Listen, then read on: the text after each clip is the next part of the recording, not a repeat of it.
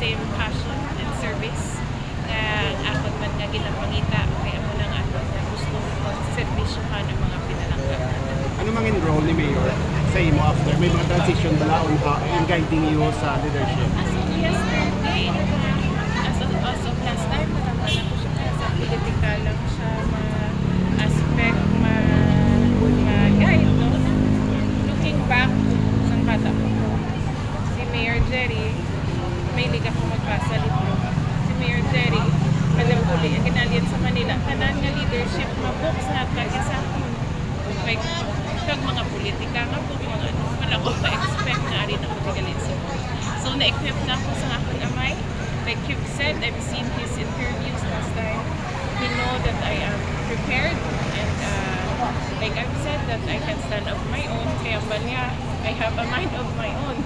No, may isog man ako daan ng magulang, balana sa akong amay, kung anong akong gusto, ang gitna. Ang importante, at the end of the day, I am serving the Ilocos. Ang bago i-review mga performance ng mga EA, wala mag-isang may mga halin sa ilang kasi basta na sila sa iba ng mga programs and projects sa sila. I-review kundi sila pwede natin no? Like, ginagawa ng national government, ang iban gin-retain, ang iban gin-reassign. Kay may mga may kita na mga gina-prioritize naman sila at may kadamo naman laila na dimana sa buong. So we will reassign, shuffle ang aton na current na mga EAs kay para ma-maximize kapag ito madalagan sa aton national. One more question.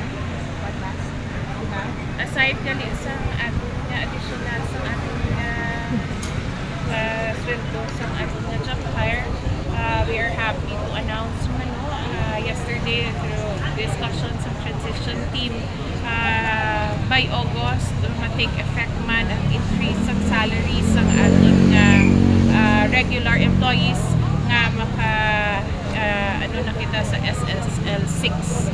Iloilo City will be the one of the first who will implement this increase kay kanami sang pagpadalagan man ni Mayor Jerry, may ara kita sufficient funds to support this increase ng salaries ng ating mga empleyado. Ma'am, any message sa mga department heads on sa support sa Ibo City nga leadership? First of all, nakapasalamat kita ko sa mga department heads, no? Ever since na we have worked together and excited ako. May kadamo man kami plano para pagit sa aton nga mga programs labi na git subong ka like this one gin-ubra ni siya task force, no? Ang aton nga greening pila ni ka departments involved, I think 4.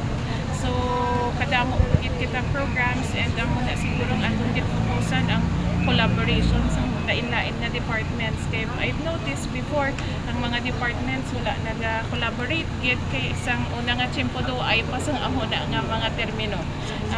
We will try to be more collaborative para sa mga departments kay as we work together kapag mag-ulukod kita mas madamo kita mo para sa atin.